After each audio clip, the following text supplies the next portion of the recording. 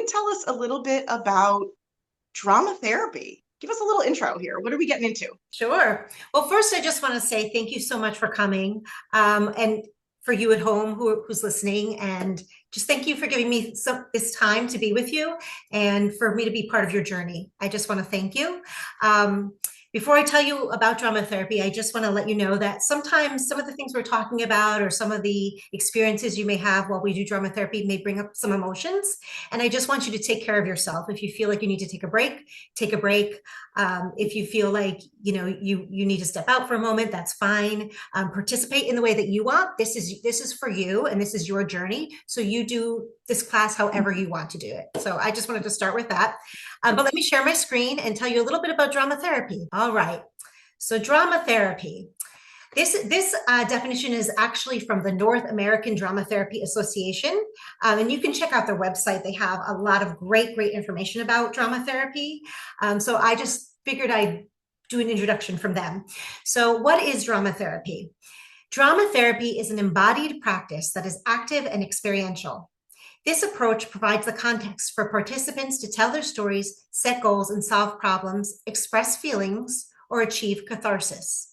Through drama, the depth and breadth of inner experience can be actively explored and interpersonal relationship skills be enhanced. So we use a whole bunch of different tools in drama therapy. We use improvisation. Somebody might create their own play. They may do monologues. We do improv games. This isn't drama therapy, but this is something kind of connected with drama therapy, something called playback theater, where somebody tells their story and then people act out their story for them. There's many different ways to do this. And it's a great practice. I use a lot of something called role profiles, and I'm going to tell you a little bit more about that in a bit.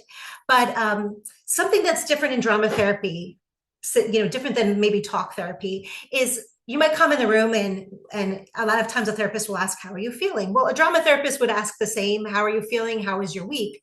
But instead of just answering, we may get up, we may stand up and say, can you show me how you're feeling with your body? Can you show me how you're feeling with your voice? And I may reflect that, right? And then we might talk about, what happened this week that makes you feel this way, angry or sad or however you're feeling. And maybe let's say you had a conflict with somebody, right? You had a conflict with your boss and it was something that was really bothering you. Rather than just talking about it, we might get up and actually play the roles. And you would play yourself and I would play your boss. Then we may reverse roles and I would play you and you'd play your boss. And the whole point of that is to really solve the problems for yourself, to figure out how, what you can do, what can change, and maybe learn how to set a boundary with your boss. Maybe we would practice you going into the office and talking with them. And we practice it a few different ways. We can do it however we want. We could maybe practice with you going in the office and your boss is very cooperative. We can practice it with you going in the office and your boss is not very cooperative. And the whole point of this is to really rehearse situations. So we're not just talking about them. We're taking small steps so that we can complete our goals. We can, express our feelings, and we can set boundaries sometimes. So it's really fun, and there's really lots of different ways to do this. And yeah, so that's basically the idea of drama therapy. I'm going to use something called role profiles. Role profiles has to do with the idea that we all play lots of different roles in our life. And we have a role system. And I'm going to tell you a little bit more about that, but I thought it would be fun to do a warm-up activity. So I'm going to go to the next slide. So when we're talking about feelings or how we've come into the room today, I wanted to bring different weather. I know we have a lot of different weather right now, wherever you live. I know some people are having storms, so thank you for coming, even if you are in a storm. But which picture represents how you feel today?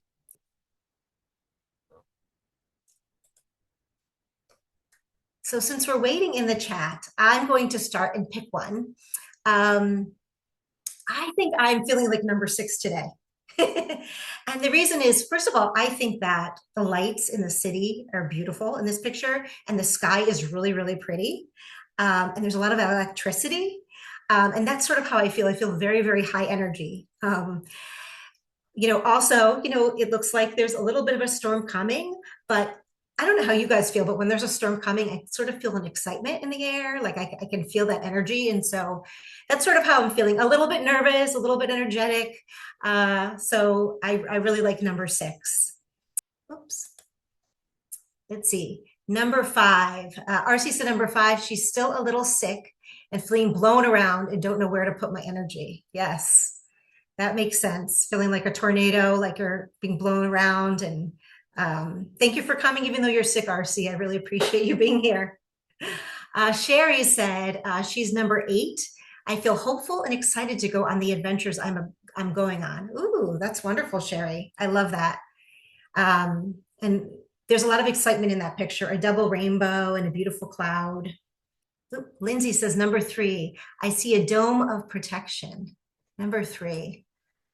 Yes, it is a dome of protection. Yeah, you can see a lot of different things in that picture. That one's really interesting. And it looks like the sun's starting to come in, and that, yes, it does look like a little dome. Aurora, 7 for sure, a sleepy, snowy day, and things feel a bit piled up. Yeah, and I know probably where you are, Aurora, it is snowing, right? Yeah, and the snow does pile up and we have to shovel. It's kind of a mess. It's beautiful when you look at it, right? Sometimes our life are beautiful when they look at it, but after we have all that pile up of the snow, we have to shovel it and it creates a big mess. So, well, thank you everyone for sharing. Thank you so much. So let me talk to you guys a little bit more about role and role profiles. So what is role? A role is not just a social facade or creation, but rather is the actual and tangible form of the self, comprised of a set of qualities representing the various facets of the individual. And that's from Jacob Moreno, who's really the head of psychodrama or sociodrama, if any of you have heard about that. And I'll talk a little bit more about that at some point. And Robert Landy, and that's actually the man who created the role theory or the role profiles. And I'm going to talk a little bit more about that, but I want to talk to you a little bit more about what role is and how we form roles. So if any of you have seen Shrek, I'm sure you remember the line where he says, ogres are like onions, we have layers. I do not do a very good Mike Myers accent, but that's the basic idea. So just like ogres have onions, people are, ogres have onions. Yes, ogres are like onions. They have lots of layers. People have onions, and we have lots of layers. We're like onions, right? So those layers we would consider roles, right? We play a lot of different roles in our life. We may be a mother, and we might also be a child. We may be a lawyer or a doctor. We may be, we're also a female. We have roles that, we have a certain race, we have a certain ethnicity, we have certain gender roles. We play so many different roles in our life. We even have feeling roles, right? So if you think of Inside Out, if you've seen that movie, there's like a warrior and a joy and sadness and embarrassment, right? Those are also roles in our life. If we look at ourselves as roles and having a role system, okay? So if you want to go in the chat, and what do you think are some roles that a baby has when they come into the world? Well, one of the things I wanted to say is that I believe, and I think a lot of people believe, that we come into the world with like an empty book, right? We come in with an empty book. And a lot of times those roles in the beginning of our life are formed from the attachment with our caregiver. So we imitate what our parent shows us. There's actually a recent study, and unfortunately, I don't remember who did it, but this man went into the hospital and he went to babies who were just, I think, 5 hours old, and he like stuck out his tongue and they stuck out their tongue. They couldn't smile yet, but they were doing a lot of the same expressions that he was doing. And we learn a lot of our roles from our parents when we're a baby. So yes, Sherry, the role of a baby. So I'll just start the role of a baby is, they're a feeder, right? They're a pooper. Yes, they learn from imitation. Okay. They could also be a sister or a brother, right? they don't have a ton of roles because they're just a baby and they're learning their roles from their parents. The role of a baby is a blank canvas with various needs. Exactly, Michelle. So a role of a baby is a blank canvas with many needs, various needs. And we're going to talk a little bit about trauma and how that affects our development and how that affects us and our ability to form roles and ability to have many qualities of a role. Okay. So we talked about a baby, a child, right? There's new roles that come into a child's life. Yes, Lindsay said they need crying, peaceful. They're a needy, crying, peaceful creature. Exactly. They're a needy, crying, peaceful creature. That's a great way to express it. And they really get all of their needs met through crying.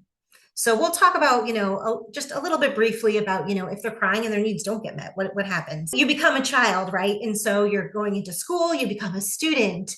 Maybe you find out things that you're really, really good at. Maybe you're an artist, or maybe you're a mathematician or a scientist.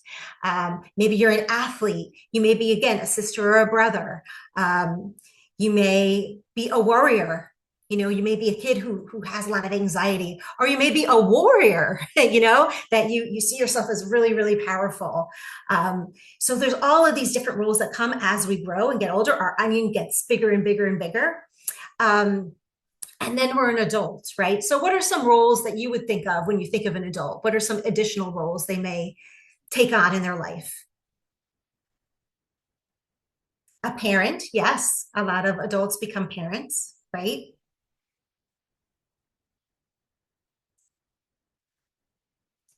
They may also, right, have a profession. They may become a husband or a wife, a friend. Yep. Provider, spouse, friend, partner. These are great. Exactly. Business owner. So many different things. Leader. Yep.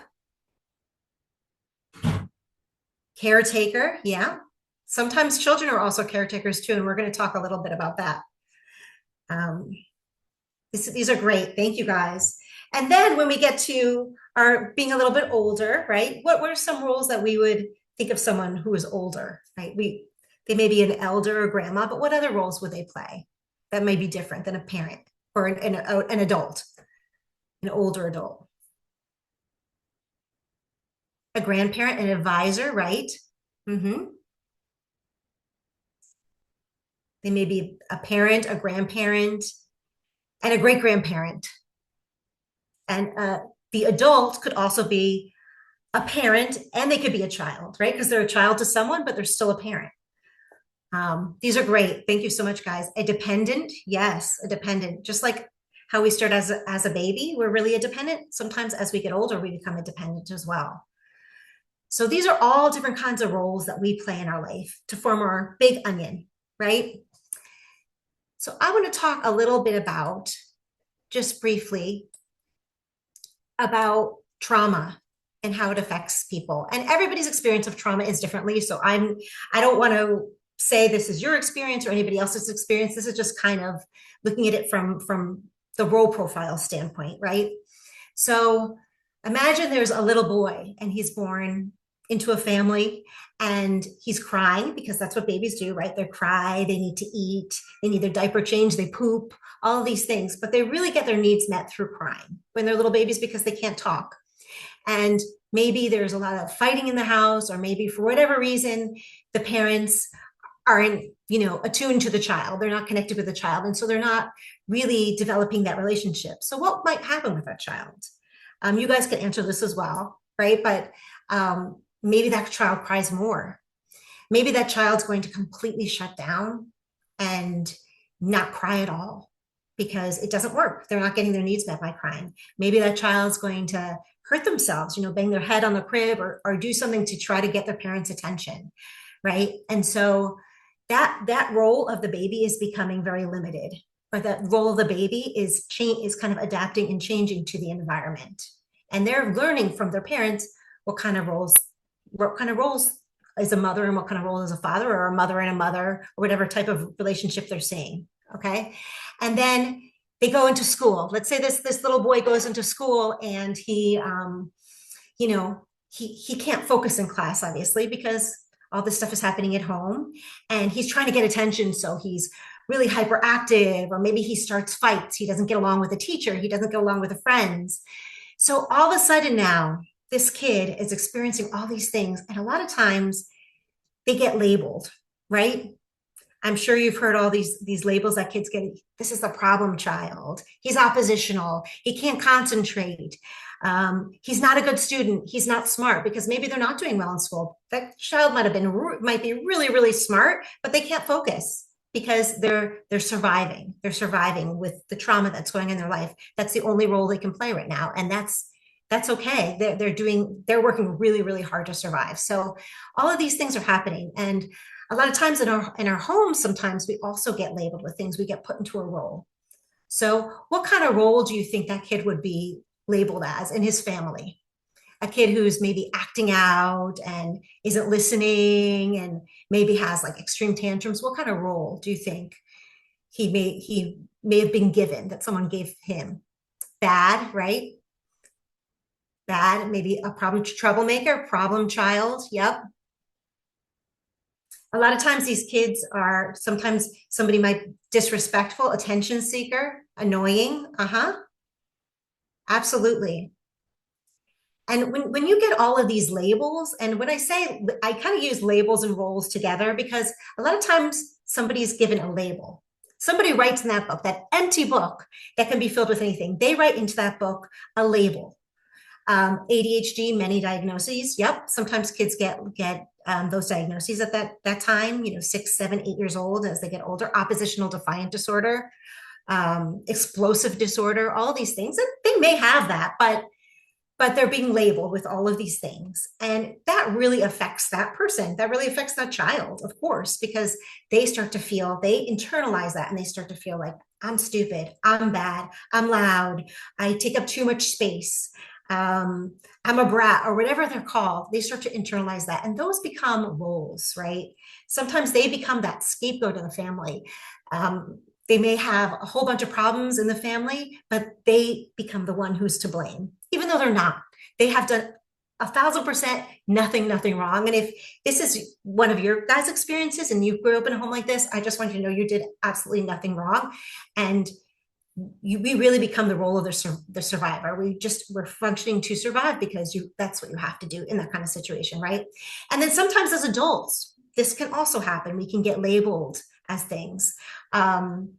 Imagine, you're in an abusive relationship and somebody's calling you names, right? Stupid, you can't do anything right. And I'm sure there's many worse names, but I'm not going to say this. I'm going to keep it PG, right? But those things happen. Sometimes we're gaslit by partners who are abusive, or if we're being sexually abused, sometimes people deny our truth. And that's really what, from my understanding of gaslighting, saying, that never happened. You're crazy. That didn't happen. That never happened to you. You're crazy. Or, you're just a bad kid, or you caused this, or whatever kind of things are said. And they're very, very painful things. And again, I just want to clarify that if these are things that you've gone through, that there's 1,000% not your fault at all. At all. You did nothing to cause this. This is somebody who wrote in your book without permission. That's how I think of it. Actually, one of my friends said to me recently, and it really resonated with me, that, people write stories in our book of life, and they're not our story, they're their story. And we can rewrite our story in the way that we want to rewrite it. So the great thing about exploring role is we can rewrite things. We can find new parts of ourselves that we really want to explore. I also want to point out that sometimes labels can be good, right? Sometimes, you may have this great teacher, or you may have a great parent, and they can be really supportive of you and say, you know what, you're really, really good at science, or you're great at soccer, or wow, you're so kind, these really important things. Or, I notice how nice you are to your sister, and I noticed you're a great friend. All of these things, those labels can be really, really good, and they can form really healthy roles inside of us. But these kind of things, these negative things, a lot of times they go into our adulthood. So, if you think of that negative voice, I call mine Aunt Stephanie. And some of you have heard this who know me. Aunt Stephanie is automatic negative thought Stephanie. And Stephanie was just, sorry if you're listening, Stephanie, but she was someone who was kind of a bully when I was growing up, who would always pick on me and say, call me all sorts of names. And so I call that inner voice Stephanie. But some of those things, that I was called, like when I was growing up, I really, really struggled in school. So a few kids, were like, she's so stupid. She can't pass this test. She's a spaz. She can't focus. All of those things that sort of similar to some of the things that, we were talking about, that example of the boy. And I still have that voice in my head, right? I still have that record playing, that automatic negative thought, that when I'm in a hard situation, like doing this tonight, doing this presentation, sometimes those thoughts go in my head. You're so stupid. You're going to mess up. This isn't going to be good. You never do anything right. And I'm sure all of us can relate to those kind of things. And unfortunately, that's things that everyone deals with, but people who've experienced trauma deal with it more. And it affects how we go about getting a career. Sometimes it can affect our relationships. It can affect our friendships. It can affect so many aspects of our life. And I really want us to kind of explore new roles, right? We don't have to live with these labels that other people gave us, these negative labels that other people gave us, these negative roles that other people gave us. So a lot of times we can feel kind of empty or broken, or that we're wearing a mask, right? But I want us to take a moment, and I'm going to go to the next slide. I want you to think about some of those labels, and I know they can be painful. So if you want to write them down, you can write them down. If you don't want to write them down and just think about it briefly, you can do that as well. And I just want you to take a moment if you have a notebook, if you want to write some of those labels down that you've been called. And then when you're ready, let me know. You can raise your hand. You could say ready in the chat. And we're going to kind of do something together where we tear up the paper, whether you have it in your hand or in your head, and we're going to throw it in our garbage pail. If you have a garbage pail next to you, you can throw it in that garbage pail, or you can throw it in the garbage pail that's right on the screen. Because let's get rid of those labels. It's time for us to take ownership of our life and to find the things that we're good at, because I can guarantee you, everybody who's watching this has a number of talents and a number of things that make them special and worthy. And you deserve it. You deserve to live the best life that you want to. So let me know when you're ready. I'm going to write some things down as well. So we'll take a moment to do that. I was just going to tell you a brief story of someone that I worked with. And I changed her name, of course, for her own privacy and some of the details of the story, but she gave me permission to tell the story. And it looks like everybody's almost done. So I'll say it kind of quickly, but I worked with this woman named Lily. She was in her mid-50s. She was married, and she had been a caretaker all of her life. So her story is basically that when she was a child, when she was about 7, her mother unfortunately passed away, and her father was working like 12 hours a day. She had 2 younger brothers. And even though the father would have babysitters around and things like that, she really became their caretaker. She helped them get ready for school. She would make them dinner.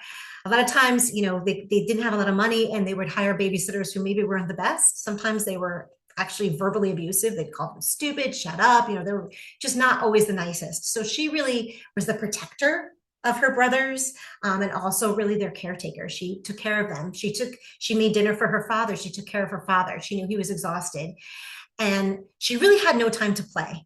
She really didn't have time to have fun. And even if she wanted to do something, it was really hard for her to speak up for her father, because she really felt for him. He was working so many hours. And as a 9-year-old at this point, and she was kind of became that parent role, even though she was a 9-year-old child. The one thing that she really noticed as she got older was that she really loved music. And she had this great music teacher, in orchestra, who had a viola, and actually allowed her to keep it for a little bit and practice. And she really, really, really loved this. And she really wanted to be a musician. But, as time went on, and she went through middle school and high school, she knew that, the family didn't have money. Being a musician, she felt like wasn't practical. She never told anybody she wanted to be a musician, and nobody ever really went to her concerts because her father was working all the time. But this was something that was like a passion for her. And so she had told me that when we first met. And then, she got married, and her husband You know, at the time, she just said, you know, he's sometimes not very nice to me, but he was not nice to her. I mean, he would yell at her. He would really, what I would call emotionally abuse her, you know, call her names. Where's the dinner? You know, the house isn't clean enough, and just really berate her. She ended up becoming a nurse. So she continued with that caregiving role. So all of these years, she was a caregiver, but she was feeling so burnt out and so overwhelmed because now her father was at this age that he needed care. So she had kind of cut down on her nursing job, and she was also a caretaker for him. So she's always a caretaker, but the one person she never took care of was herself. So kind of through this work, through role playing and trying out different things and discovering new roles, she ended up figuring out different things that she wanted to do. So she really, really wanted to get back into music. So we found a way for her to be able to take a break and take a viola class. We practiced, we did role play, and we practiced her calling her brothers. Now, she had never asserted herself in front of her brothers because she was always the caretaker, but really they weren't helping her. So we practiced making that phone call and asking her brothers, and she was able to get them to help her a little bit with her father. She also started finding ways to be assertive with her husband and set boundaries. And eventually, she actually decided to separate from her husband. But she really started to live her life. She was able to take, you know, a few classes, make some friends, do things that she felt good about, and actually turn that caretaker role internally and take care of herself. So, you know, this work can be really helpful for you to discover new parts of yourself and really practice things. So that's my story of Lily. I'm going to go to the next slide. Oh, before I go to the next slide, though, I want us to, if you have the paper in your hand, you can tear up the paper, however you want to do it. I'm going to tear mine. But I really don't want to look at these roles or labels anymore. Okay. Bye-bye. And if you have a garbage pail in front of you, feel free to throw it in the garbage pail. You can just pretend to throw it in my little garbage pail on the screen if you want to do that, or you can just put it to the side if you don't have a garbage. But let's just shed ourselves of those negative roles, negative labels. We don't need them anymore. That was somebody else writing into our book, into our blank book. We have a right to create our own story. So that's what we're going to do on this next slide. Okay. So redefining your role with drama therapy. So as I said before, and I was talking about, oops, sorry, I lost the screen there for a second. I was talking about role profiles. So basically, I told you guys about a role that we're like an onion, that we have a lot of different roles that we play. So Dr. Robert Landy, who was a professor of mine, created this role profiles or role taxonomy. And he studied like hundreds and hundreds and hundreds of plays. And through those plays, he figured out that there's all these different roles that people play. So even though actors are role players, we're also role players in our life. We play lots of different roles. And so he broke it out into these three categories. I am this, I am not this, I want to be this, and I am not sure if I am this, okay? So I'd like us to look at these roles. These are just a smidgen of the roles that he created, and I added some because he created this role taxonomy in the 1990s, and things have changed a bit. So these are some roles that I thought that some of us might resonate with. So I want you to take a few minutes just to look at these roles and pick something that you want to be. If you don't see a role that you want to be on this list, you can also create your own role. It doesn't have to be something from this list. It's something that you just have always wanted. It may be something that you wanted as a child and just never got to experience, right? It may be something you just haven't tried. A lot of times our roles get kind of lost, right? Like that kid who wanted to be a scientist or a mathematician, or Lily who wanted to be a musician. You know, she still had that role within her. She still wanted to be a musician, but she never really got to experience being a musician. So take a look at these roles and take your time. I'm going to give everyone a few minutes to write down one of those roles.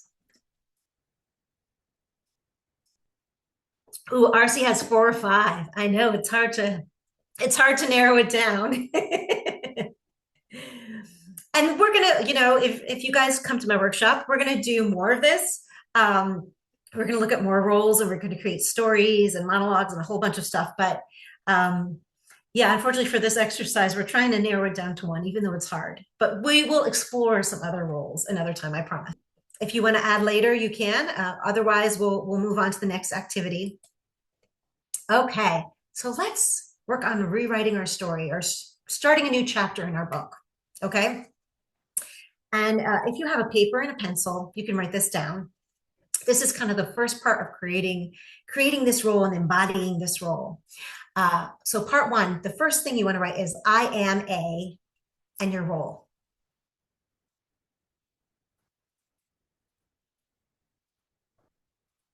So yes, the part one, so you're going to write I am, or I am an, or I am a. And then let's think of three of the strengths of this part of yourself. What are they? And you might come up with more, and that's fine too.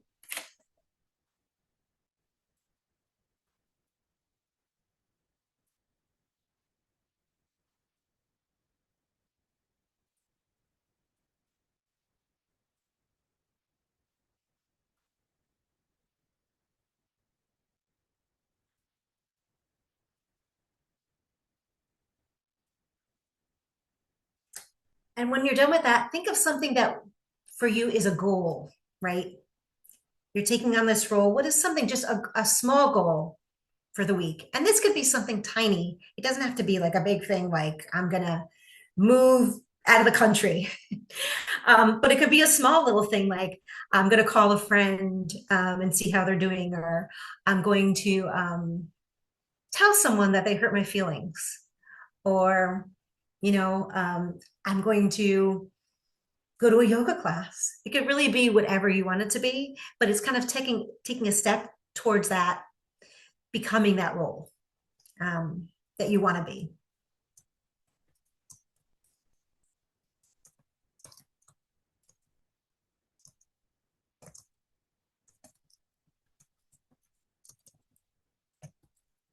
Okay, so I'm going to start, and then if you guys want to come off mic, if that's easier than writing it, we can do that. I know RC's ready, so I put, excuse my spelling, I am an advocate. Three of my strengths are I am powerful, I am outspoken, and I am fearless. My goal for the week is to join a group that supports a cause that I feel passionate about. So that's mine. RC, do you like to go off mute and Sure. So I originally said visionary, and then at the last second, I changed it to leader, but I kind of put ahead of that thought leader. And the reason I did is because as I started to think of the strengths of that I have, is that I already embody sort of this visionary quality. I already kind of consider myself that. So I consider that a strength in being a thought leader. Um, and I put that so ideation and vision, that I'm a strong leader who listens as much as leads, and that I'm a teacher. I like to share knowledge.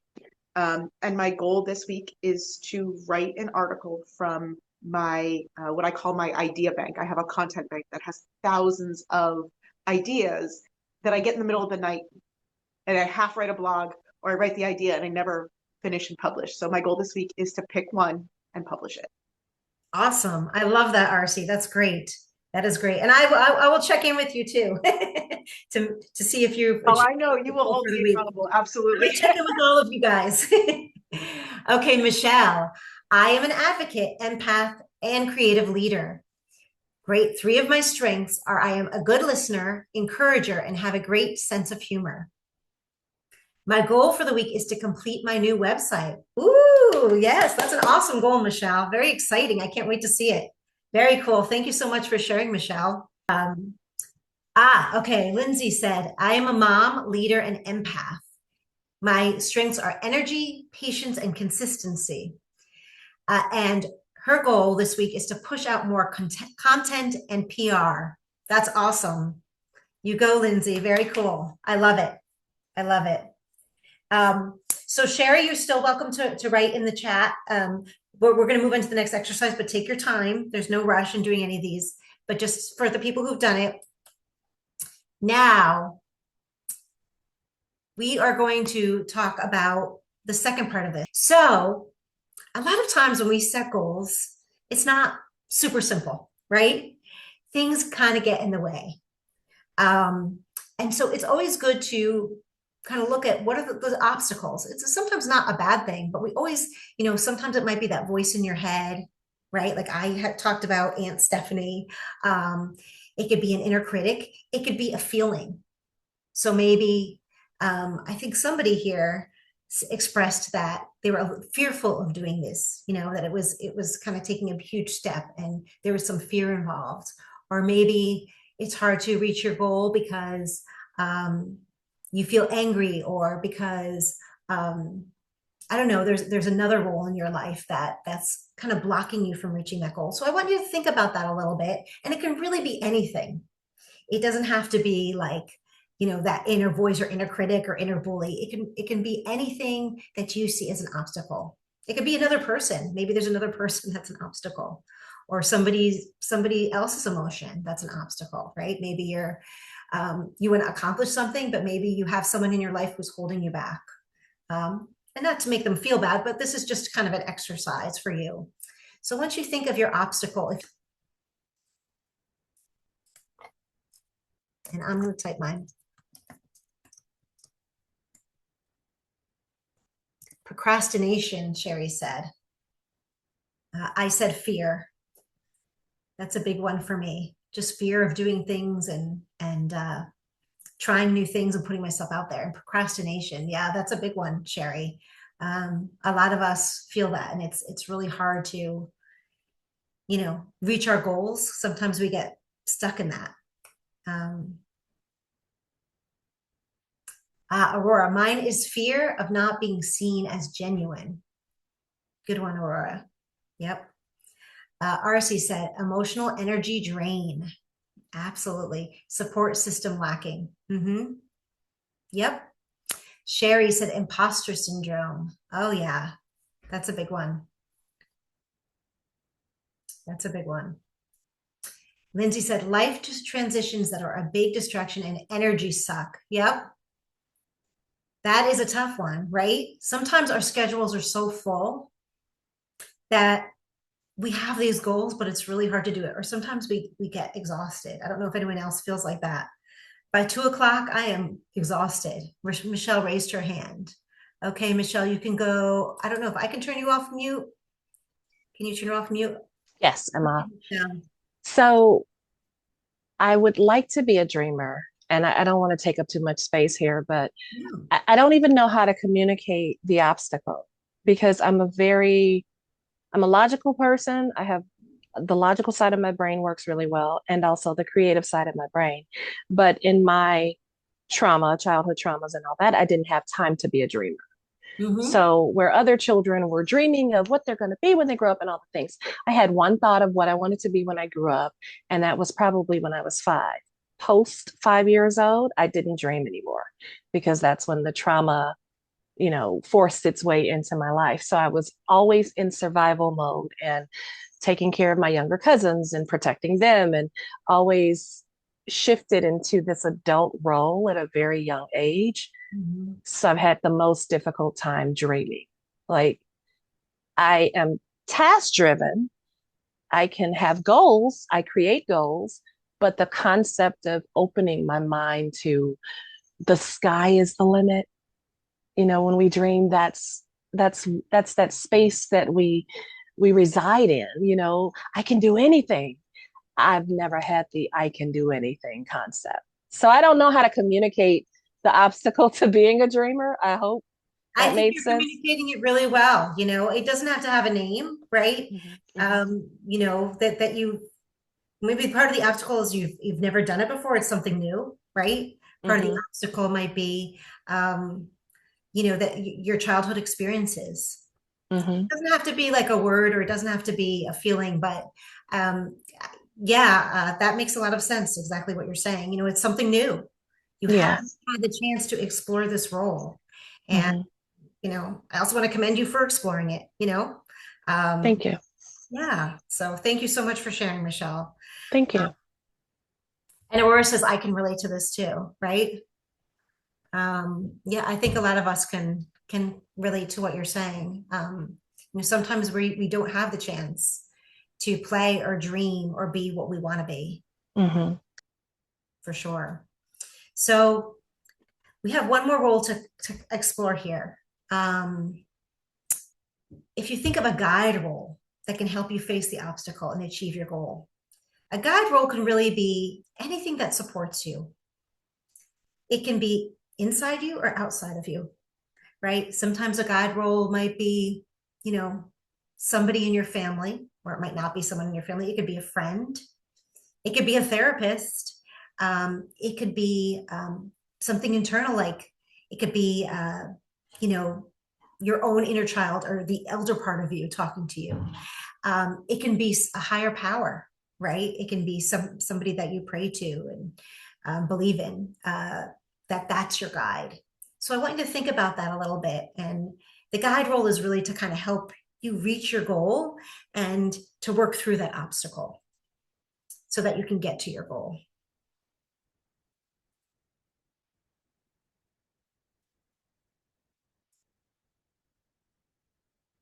And this sometimes is a tough one, right? Because sometimes we don't have guide roles. Sometimes we have to find that internally, find it with ourselves. And that's okay. We can be our own guides. And that's really the goal, to become your own guide.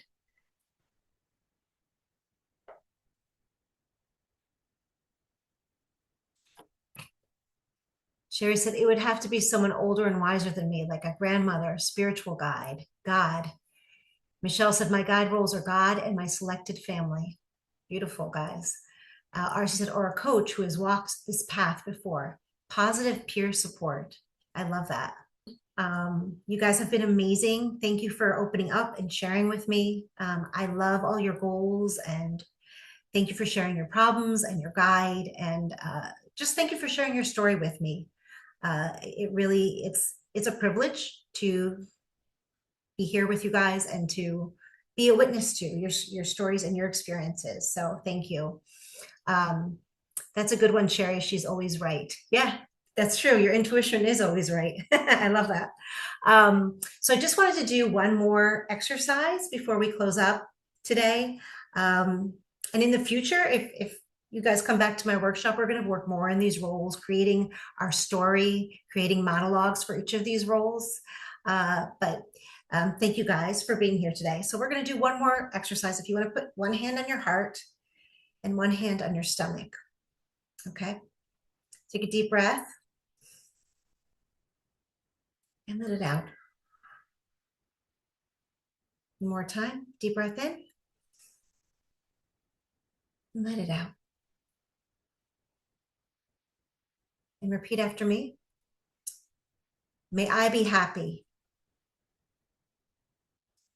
May I be healthy. May I be safe. May I be loved. Take another deep breath in. And take that in and let it out. Now I want you to release your hand from your heart to the group. And we're going to say this to the group. May you be happy. May you be healthy. May you be healthy. May you be safe. May you be safe. May you be loved. May you be loved. Great. Thank you, everyone. We'll take another deep breath. A lot of breathing. Hold for a second and just let it out. And that's it. Karen, that was fantastic. What a great little journey into, I kind of feel like we cracked the door open on something, and I'm very curious how this expands. I know you're doing a workshop for us starting next week on this, so I'm really, really curious to see how, as we go through sort of, like you mentioned before, like the layers, right? And this idea, how do we get deeper in this into drama therapy and the role playing and all this, and how this is going to come up and come into play. So I'm excited. I'm very curious. I think other people are as well as as we go forward here. I'm checking the chat. Definitely a lot of love for you there. So can you give us a little sneak preview? I know we just kind of went through a bit of an exercise here, What can we expect in your workshop next week? Well, so what we're going to do is we're going to look again at the role profiles. We're going to look at some more roles, and we could really put them into categories. I am this. I am not this. I'm not sure if I'm this. And I forgot the last one. Oh, I want to be this, the one we just did. um, and then what we're going to do is I want you to take these three roles, right? The role, the problem, which sometimes in drama therapy we call it the counter role, you know, the other side of that role, and the guide. And what we're going to do is we're going to kind of create each role individually. So we may create a monologue for each role, and then we're going to actually role play if people want to. So maybe RC, like if you were playing the role of, I forgot what your role was. Can you tell me? I did thought leader. Thought leader. Okay. So let's just say you play the thought leader or whatever role you pick next week. You could pick a completely different role, you know, but let's say you do the thought leader. So you may do like, you may monologue or do like a soliloquy. I am the thought leader, and, you know, this is what I want in life. These are my qualities. And, you know, we'll really take on that role. And maybe I or someone else will play your problem role. Right. Yes. And I'm going to monologue that. And then maybe we'll switch roles. You know, we're going to kind of experiment. We might switch roles so that you can understand, because a lot of times these roles that we call a problem, and sometimes, you know, we don't have an exact name for it, but sometimes they are there for a reason at some point. They were there for a reason, right? So like my fear, for instance, right? Maybe it was there for me as a child to protect me. Right. And so it had a reason that it was there, and it did a great job. Because, you know, I think we can say that all of us survived some things, and whatever that voice was in our head helped us to get through those things. We survived them. But sometimes those roles, as we get older, can be bothersome. But I think sometimes if we have an understanding of it, we can find a place for it. We can't always let things go, right? There's parts of ourselves we can't, and labels and those kind of things that people gave us. Yes, we can let that go. We can throw it away in the garbage, and I will be taking the garbage out tonight. Go to the recycle bin. That thing's going to go in the regular garbage, and it will be taken out. So no fear if you threw something in there. But you know, so sometimes it gives us clarity, you know, and we can talk to the problem, right? So for me, for instance, me talking to this problem of this automatic negative thoughts, I kind of let it talk to me. But then I say, okay, you had your time to talk. I'm going to put you in the other lane. I'm going to be in my main lane. You're going to be in the lane next to me. You're still there, but you're not going to be in my lane, right? So sometimes it gives us clarity. That's just an example. We also may have someone take on the guide role. We may have you take on the guide role. And you figure out for yourself how you're going to get to your goal, because you're playing the guide. Because that's really the goal, right? We want to have this internal guide that leads us to achieving our goals. And we have that inside of us. We have that power inside of us, but sometimes it's hard to grab hold of. It's hard to be aware of. So we're going to role play and figure out all of those things, all those different parts of ourselves. And yeah, it's going to be really fun. We may play a few improv games to get us really, really connected to each other, and just to have fun, because really, something that's really also, I didn't really touch on, but something that's great about drama therapy is that it gives us a chance to play. And trauma, a lot of times, takes that away. We're not able to play. We're not able to have fun. You know, sometimes as a child, again, you may be in that survival mode, or even as an adult, and you can't play and explore. A lot of times when we play roles, it's not just that we're playing a role, like maybe we're playing the role of a mother, okay? But those roles, the qualities of that role, the ways that we play that role, we may want to expand that, right? Because maybe our example of a mother was not a positive example. And so it's difficult for us to play that role. And again, no blame or anything here about that, or blame for your mother or whatever. I'm not blaming anyone, but drama therapy can also help us to explore the roles that we're already playing and how we can play them in a more fulfilling way. So that's kind of the goal for the workshops. Awesome. And I just want to clarify because I think this was a concern that I originally, I don't know, concern, but I definitely had a little hint of fear is that I have no experience in drama or acting or anything like that. And one of the things you assured me in the past, and I think that everyone should probably know this as well, is that you said there was no experience required. No, there's no experience required. The only thing that I ask is for you to try to have fun. Yeah. But no, there's no experience required, and you don't have to feel like, oh my gosh, I have to do a monologue, I have to perform. No, we're going to do this the way that you want to, right? I may have you write a monologue. You may not. You may just want to read it. You may want to act it out, right? Even if you want to, if we want to, maybe if you pick a role and then we don't do it that this week, you may want to come next week and you may want to wear a costume or a mask. You can really do it however you want to do it. You may want to express yourself in a song. You may want to express yourself with art, but you don't want to do acting, and that's okay. We can use really whatever creative medium sits right with you. So there's not really any, you know, there's some structure to it, but you experience it the way that you feel comfortable. That's So, awesome. sure. Yeah, it sounds more like play than Yes. acting. And I think that might be sometimes with drama therapy, people might not really understand. It's not about necessarily acting, although you do talk about that. You do talk about actors playing a role on screen, and that's a lot of times what we either on screen or on stage, and a lot of times that's what we associate drama as. But this, as drama therapy, is really much more about play and rehearsing the person we want to be and all of that. So I love Absolutely. this. This is so Yeah. fun. Yeah, for sure. So yeah, really exploring play and having fun.